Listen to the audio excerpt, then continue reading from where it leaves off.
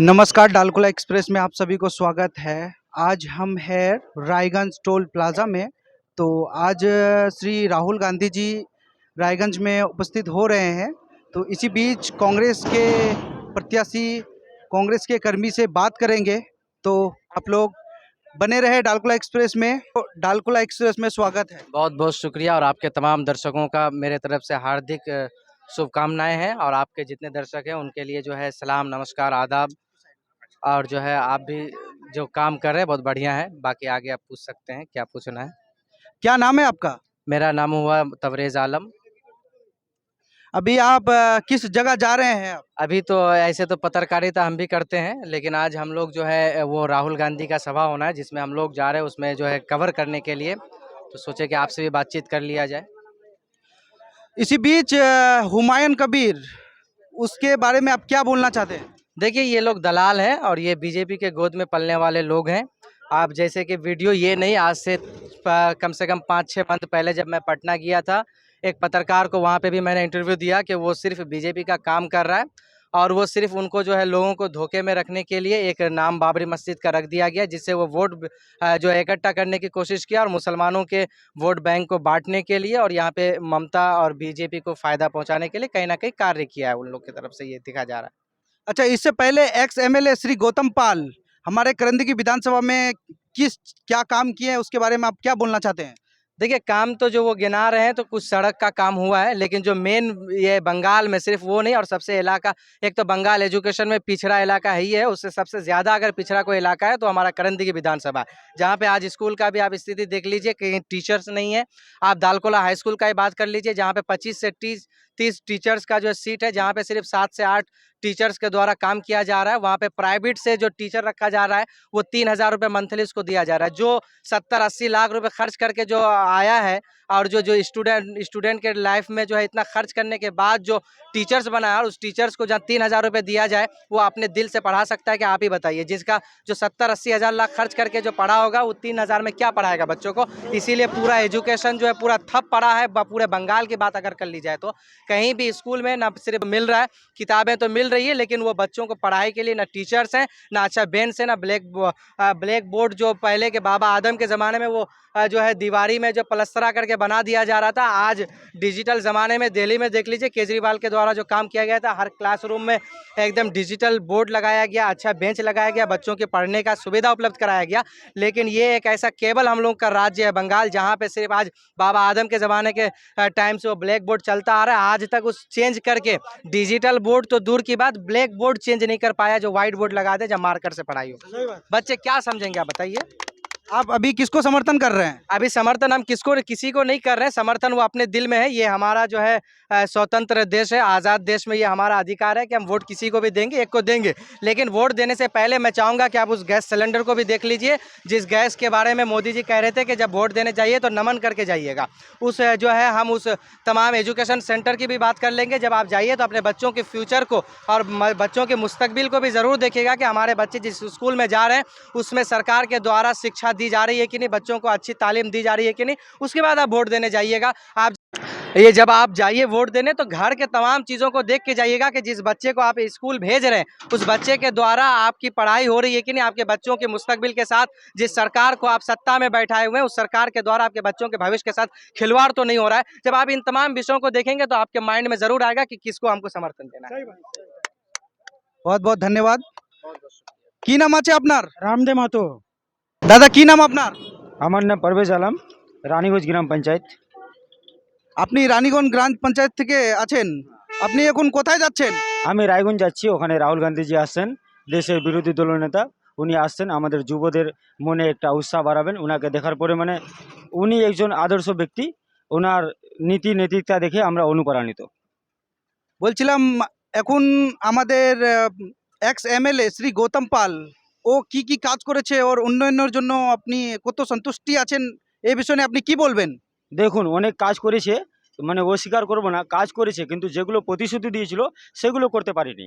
প্রতিশ্রুতি দিয়েছিল 2021 সালে আপনার মতো একজন সাংবাদিক দাদাকে, আপনার মতো একজন সাংবাদিক ভাইকে বলেছিল যে আমি যদি করণদিঘি বিধানসভা থেকে জয়লাভ করে আসতে পারি তাহলে দালকোলায় একটা সুপার স্পেশালিস্ট হাসপাতাল করব। আর করণদিঘির ক্ষেত্রে বলেছিল একটা মহিলা ডিগ্রি কলেজ করব, আর কৃষি মন্ডি উন্নত মানের স্থাপন করব। কিন্তু দালকোলার ক্ষেত্রে উনি বলেছিল আমি যদি করণদিঘি বিধানসভা থেকে জয়লাভ করে আসতে পারি তাহলে দালকোলা একটা সুপার স্পেশালিস্ট হাসপাতাল করার উদ্যোগ নেব, যাতে খেটে খাওয়া গরিব দরিদ্র অসহায় তাছাড়া পথ দুর্ঘটনায় আক্রান্ত হওয়া ব্যক্তি ওই স্বাস্থ্য কেন্দ্রে বিনামূল্যে উন্নত মানের চিকিৎসার লাভ নিতে পারে। কিন্তু উনি প্রতিশ্রুতি দিয়েও পূরণ করতে পারেননি আর কথা দিয়ে কথা রাখতে পারেননি, তাই আমি ওনার করা কার্যকলাপের প্রতি অসন্তুষ্ট। উনি কাজ করতে পারেননি, শুধু ধাওতাবাজি। দাদা এই বিষয় নিয়ে শ্রী গৌতম পাল প্রেস কনফারেন্সে বলল যে আমি প্রায় পুরো করণদিঘি বিধানসভায় আমি প্রত্যেকটাই আমার পুরো রাস্তাঘাট ক্লিয়ার হয়ে গেছে। তো এই বিষয় নিয়ে আপনি কি বলবেন, কতটা কাজ হয়েছে? দেখুন, আমি তো প্রথমেই বললাম যে কাজ করেছে, অস্বীকার করার কোনো কিছু নেই, কিন্তু এখনও অনেক কাজ বাকি। আপনি আমাদের সঙ্গে চলুন, গ্রামগঞ্জ এলাকায় গিয়ে একটু ঘুরবেন, আপনি নিজেই বুঝতে পারবেন রাস্তাঘাটের অবস্থা বেহাল হয়ে পড়ে আছে, রাস্তাঘাট কোনো জায়গায় ভালো না। তার সাথে সাথে উনার যেটা প্রথম উদ্যোগ, যেটা উনার প্রথম উদ্যোগ ছিল, সেটাই তো উনি পূরণ করতে পারেনি। যতগুলো প্রতিশ্রুতি নিয়ে উনি নির্বাচনে দাঁড়িয়েছিল আর মানুষ তাকে আপার সমর্থন দিয়ে তাকে জয়ী করিয়েছিল, কিন্তু মানুষের মন জয়ী করতে পারেননি। যেগুলো প্রতিশ্রুতি দিয়েছিল একটাও পূরণ করতে পারেনি। আমার কথা হলো ভাই, আপনি যেটা প্রতিশ্রুতি দিয়ে মানুষের কাছে জনসমর্থন নিয়েছিলেন সেটাই যদি রাখতে পারেননি, আবার দ্বিতীয়বার মানুষ কি করে আপনাকে বিশ্বাস করবে? আপনি তো আবার মানুষকে ঠকাতে পারেন, কারণ আপনি একবার ঠকিয়েছেন, আপনি বারবার ঠকাতে পারেন। আপনার রীতিমতো আপনি 5 বছরে আপনার যেগুলো প্রতিশ্রুতি সেগুলো তো আপনাকে পূরণ করতে হতো, আপনি সেগুলো পূরণ করতে পারেননি। এটা হলো কথা। আপনি কংগ্রেসে কোন পদে আছেন এখন? দাদা, আমি একজন কংগ্রেসের কর্মী, আমি কোনো পদে নেই, তবে আমি পদের চেয়ে বেশি আমি একজন কংগ্রেসের সমর্থক হিসাবে আমি পরিচয় পেলে বেশি খুশি হব। আমি কংগ্রেস দলটাকে ভালোবাসি, কংগ্রেস দলের হয়ে কোনো কিছু করতে চাই। আর কংগ্রেস দলের আদর নিয়ে রাহুল গান্ধীজির আদর্শ নৈতিকতা আমি দেখে উনার প্রতি অনুপ্রাণিত, আমি উনার হয়ে আর উনার দলের হয়ে আমি কাজ করতে চাই। আর এখানে 32 করণদিঘি বিধানসভার যে আমাদের প্রার্থী আছে শ্রী জনাব মুর্শিদ আলম সাহেব, উনি এবার নিশ্চিন্তে জিতবেন। সেটা জনগণ নিজে জনগণের উপর ডিপেন্ড করে, নিজের যদি মানুষ ভোটার অধিকার ভালোভাবে প্রয়োগ করতে পারে আর গত পঞ্চায়েত নির্বাচনের মতো যদি না হয়, তাহলে দেখবেন এখানে ফলাফলটা আলাদা রকম হবে আর এখানে কংগ্রেসের জয়ের চান্সেসটা অনেক বেশি হয়ে যাবে। তো আপনাকে লাগছে যে এবার কংগ্রেস ক্যান্ডিডেট মুর্শিদ আলম এবার জয় হবে? কিরকম ফিল্ড চলছে আপনাদের? হ্যাঁ, আমরা অনেকটাই আশাবাদী কি না এবার কংগ্রেস এখানে ভালো ফলাফল করতে পারবে। দাদা, এটা তো ডিপেন্ড করে জনগণের উপর। জনগণ শাসক দলের ভয়ের কারণে, শাসক দলের অত্যাচারের কারণে মুখোশ খুলে সামনে আসতে পারে না, কিন্তু কংগ্রেসের ভোট আছে। কংগ্রেসের ভোট না থাকলে এখানে লোকসভায় আমরা এতগুলো ভোট পেতাম না। করণদিঘিতে আমাদের অনেকগুলো ভোটার রয়েছে, আর করণদিঘিতে আমাদের মাটি কংগ্রেসের মাটি। আমরা এবার ভালো একটা ফলাফল হবে, নিশ্চিত না থাকুন। আর আমরা আশাবাদী এবার ভালো ফলাফল করতে পারবো। ভয়টা আপনি বললেন যে এখন ভয় দেখে লোকজন আসছে না কংগ্রেসে, কার ভয়টা কার আছে? শাসক দলের ভয়। আপনাকে হাজার রকম অজুহাত দিয়ে আপনাকে ভয় দেখাবে। আপনি যদি বিরোধিতা করবেন তো আপনার হাজার রকম সমস্যার সম্মুখীন হতে হবে আপনাকে। হ্যাঁ, তারপরে আপনাকে ধাওতাবাজি বলবে, মহিলাদেরকে বুঝাবে। গ্রামগঞ্জের মহিলারা ওরা শিক্ষার দিক দিয়ে অনেকটাই পিছনে, ওদেরকে বুঝাতে সময় লাগবে না। ওদেরকে বলবে আপনারা সরকারি প্রকল্প পাচ্ছেন, সরকারি প্রকল্প পাচ্ছেন, লক্ষ্মী ভাণ্ডার কন্যাশ্রী, রূপশ্রী, যুবসাথী, এগুলোর প্রকল্প পাবেন না, এগুলো থেকে বঞ্চিত হয়ে যাবেন। তো কথা হলো সরকার যেটা দিচ্ছে সেটা জনগণ সবসময় পাবে। এই সরকার থাকুক বা না থাকুক, যেই সরকারই আসবে না কেন, প্রকল্প কোনোদিনও বন্ধ হবে না।